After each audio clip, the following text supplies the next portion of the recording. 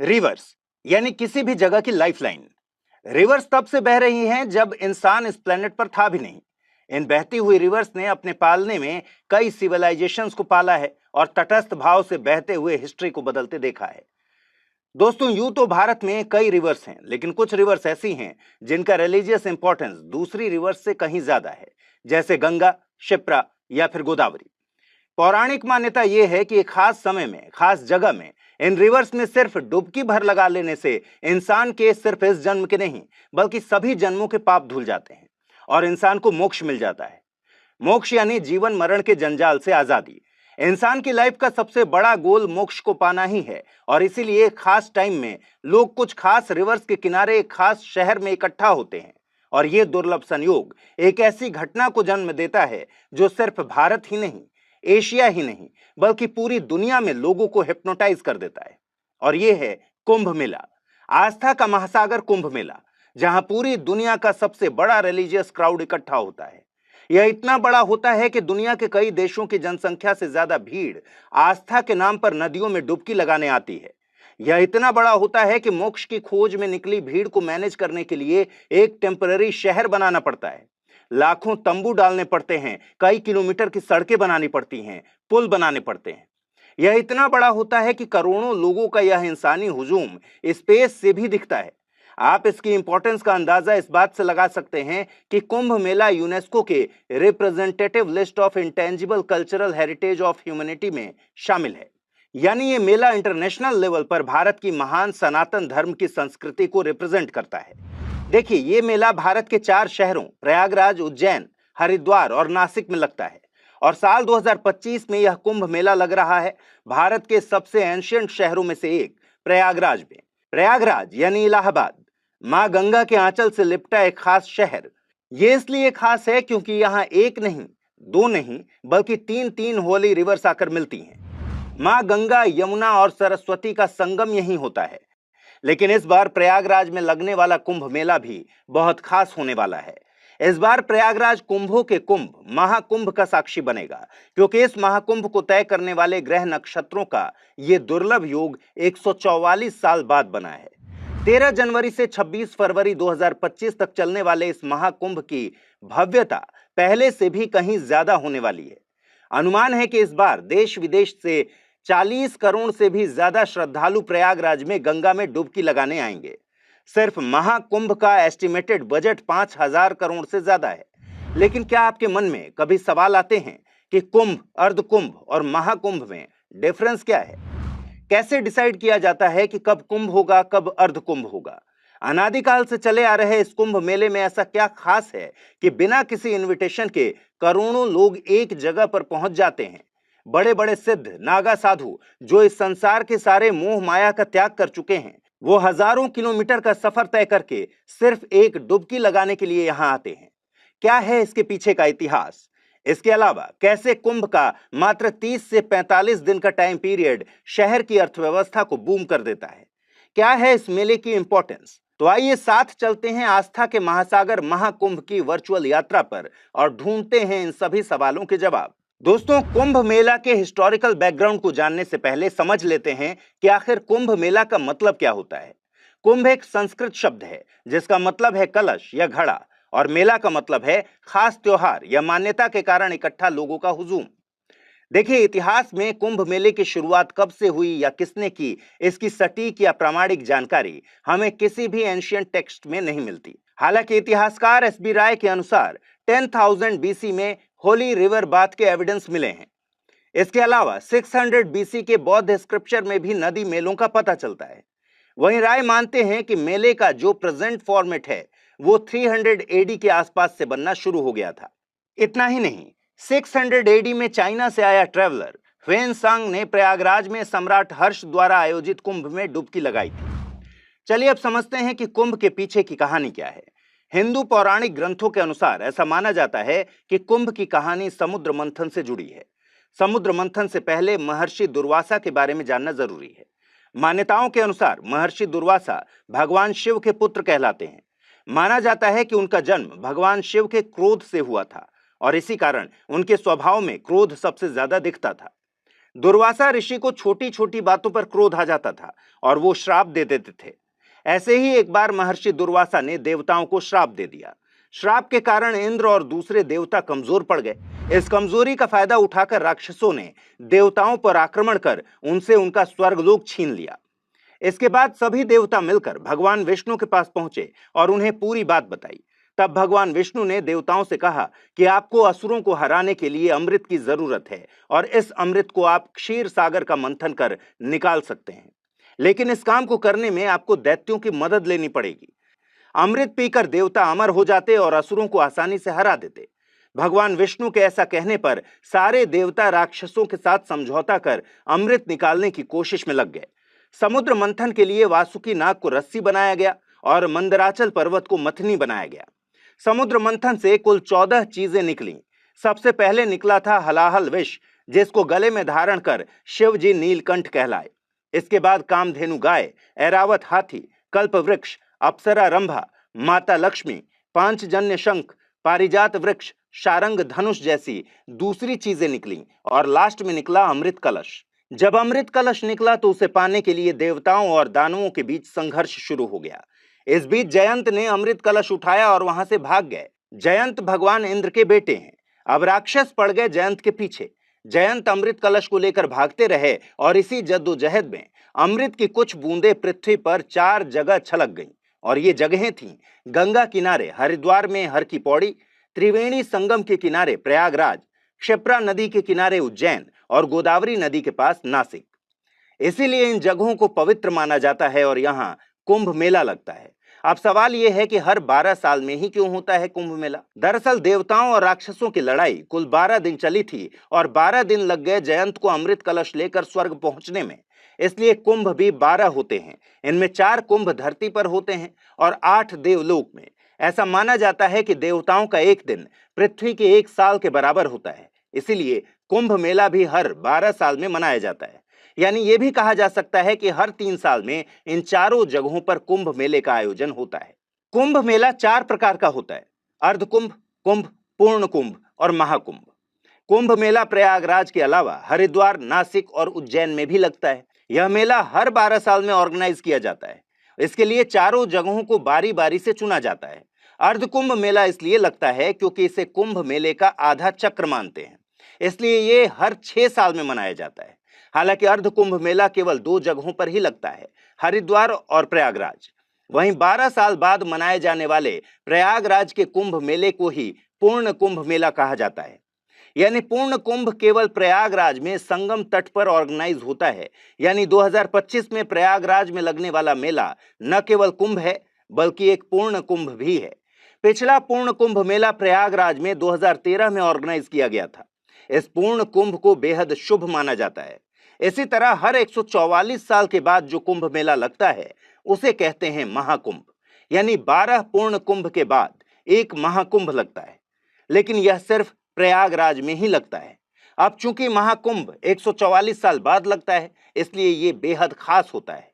प्रयागराज में लगने वाला कुंभ इसलिए भी ज्यादा इंपॉर्टेंट माना जाता है क्योंकि यहाँ 3 नदियों का संगम होता है और इसीलिए अन्य 3 शहरों की तुलना में सबसे बड़ी संख्या में श्रद्धालु यहीं आते हैं। अब सवाल यह है कि कुंभ मेलों की तारीख को कैसे डिसाइड किया जाता है।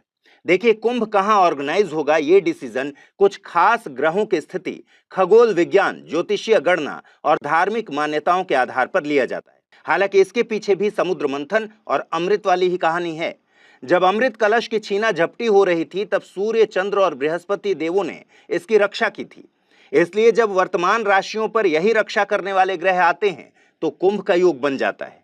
यानी जिस साल जिस राशि पर सूर्य, चंद्रमा और बृहस्पति का संयोग होता है, उसी वर्ष उसी राशि के योग में जहां जहां अमृत बूंद गिरी थी वहां वहां कुंभ मेला लगता है और ये योग हर 12 साल में बनता है।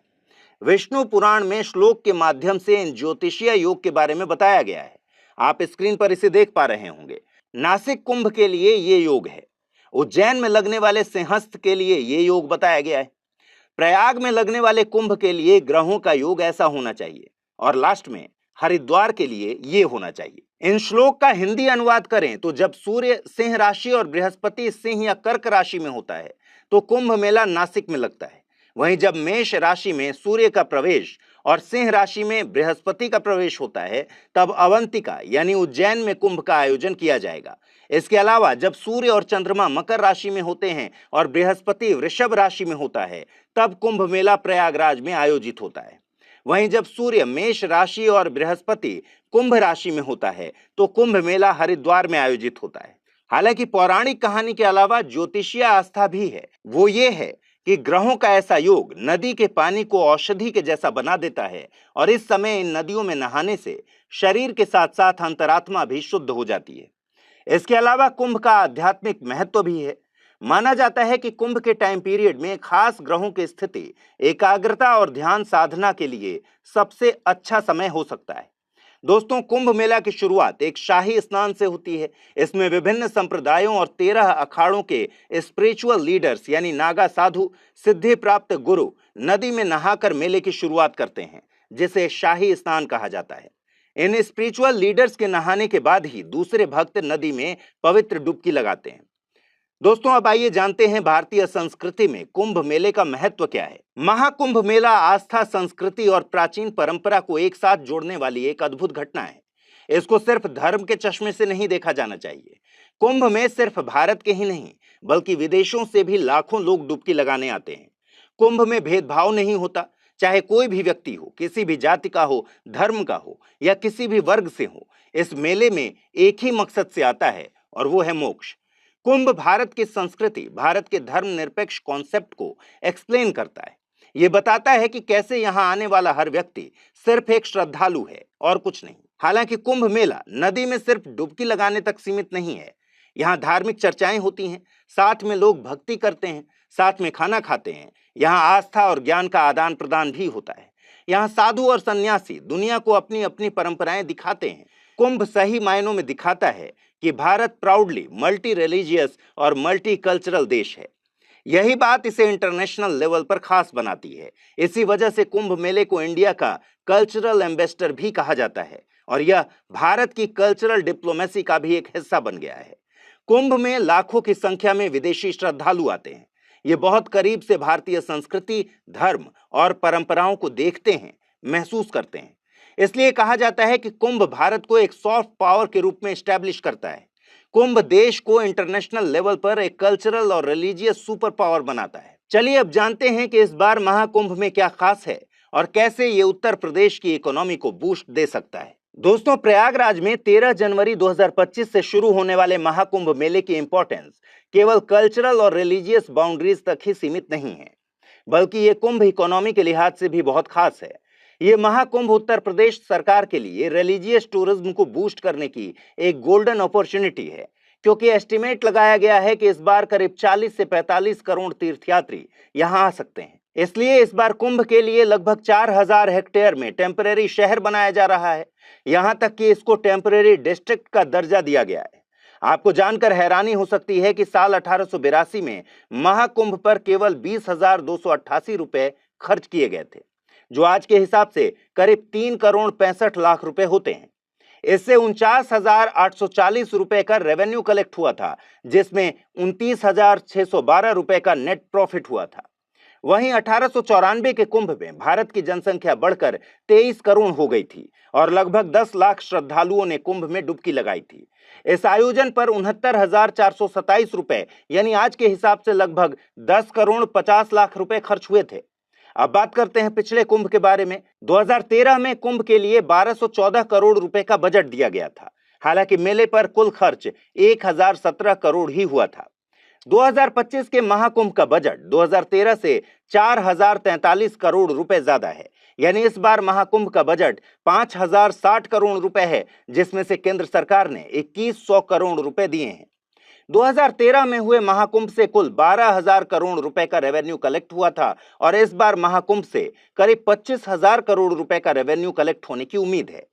अब आप समझ गए होंगे कि महाकुंभ सिर्फ एक रिलीजियस गैदरिंग भर नहीं है, बल्कि इकोनॉमी बूस्टर भी है। इस बार के कुंभ मेले के स्केल को समझिए। 2013 में कुंभ मेला के लिए 16 स्क्वायर किलोमीटर एरिया अवेलेबल करवाया गया था। इस बार एरिया को 2400 हेक्टेयर बढ़ा दिया गया है, यानी पिछली बार से करीब 2.5 गुना ज्यादा। पिछले कुंभ में गंगा पर 18 टेम्पररी पीपे के पुल बनाए गए थे। इस बार इनकी संख्या 30 है। पिछले कुंभ में मेला 14 सेक्टर में बटा था। इस बार महाकुंभ को 25 सेक्टर्स में बांटा गया है। श्रद्धालुओं को कोई दिक्कत ना आए इसलिए नहाने धोने के लिए 9 पक्के घाट और 30 पंटून पुल बनाए गए हैं। मेला स्थल में करीब 1.5 लाख टॉयलेट बनाए गए हैं और इन्हें साफ रखने के लिए करीब 10,000 क्लीनर्स तैनात किए गए हैं। रात में कोई दिक्कत ना हो इसके लिए टेंट सिटी में 67,000 स्ट्रीट लाइट्स लगाई गई हैं। ट्रांसपोर्टेशन को इजी और मोर एक्सेसिबल बनाया गया है। इसके लिए 400 किलोमीटर टेम्पररी रोड्स भी बनाई गई हैं। साथ ही 550 शटल बसेस और 7,000 रोडवेज बसेस चलाई जाएंगी। रेलवे मिनिस्टर अश्विनी वैभव के अनुसार महाकुंभ के श्रद्धालुओं के लिए 3,000 स्पेशल ट्रेन सहित कुल 13,000 ट्रेन चलाई जाएंगी। इसके अलावा मेले की तैयारियों के दौरान शहर को इंटरनेशनल लेवल की बनाने की कोशिशें चल रही हैं, जिसके लिए टेक्नोलॉजी का सहारा भी लिया जा रहा है। सिक्योरिटी की बात करें तो 23,000 सीसीटीवी कैमरास लगाए गए हैं। साथ ही drones, aerial surveillance, AI based surveillance और video and thermal imaging systems भी सिक्योरिटी को मजबूत करने के लिए डिप्लॉय किए गए हैं। कोई एक्सीडेंट ना हो इसके लिए फायर सेफ्टी सेंटर्स बनाए गए हैं। देखिए, इस महाकुंभ का direct benefit local businesses, employment और टूरिज्म इंडस्ट्री को मिलने वाला है। मिनिस्ट्री ऑफ कल्चर के मुताबिक महाकुंभ से जुड़े सामान जैसे डायरीज, कैलेंडर्स, जूट बैग्स और स्टेशनरी की सेल में 25% का इंक्रीज देखा गया है। इस मेले से प्रयागराज के स्मॉल वेंडर्स जैसे tempo operators, rickshaw pullers, temple sites पर फूल बेचने वाले, नाव चलाने वाले जैसे हजारों लोकल प्लेयर्स को फायदा होने वाला है। यानी ये तो तय है कि महाकुंभ से रोजगार के अवसर बढ़ेंगे। उत्तर प्रदेश टूरिज्म डिपार्टमेंट के अकॉर्डिंग इस धार्मिक उत्सव की तैयारियों के चलते पहले से ही करीब 45,000 फैमिलीज के लिए एम्प्लॉयमेंट के मौके पैदा हो चुके हैं। इससे महाकुंभ मेले के आसपास के इकोसिस्टम में भारी इकोनॉमिक बूम आने की उम्मीद है। इतना ही नहीं, इसका पॉजिटिव इंपैक्ट वाराणसी, अयोध्या, मथुरा और विंध्याचल जैसे दूसरे स्पिरिचुअल सेंटर्स पर भी पड़ेगा। हालांकि दोस्तों, कुंभ मेला का एक दूसरा पहलू भी है और वो है एनवायरमेंटल चैलेंज। कुंभ मेले से भले ही सरकार को और लोगों को बहुत बेनिफिट हो रहा हो, लेकिन कुंभ मेले में आने वाले करोड़ों लोग एनवायरमेंटल चैलेंजेस लेकर आते हैं। गंगा जैसी नदियों में पॉल्यूशन, प्लास्टिक वेस्ट चिंता के सबसे बड़े कारण हैं। आज के एपिसोड में इतना ही। कमेंट करके बताइएगा ये एपिसोड आपको कैसा लगा। क्या आप भी कुंभ मेला में जाने का प्लान कर रहे हैं?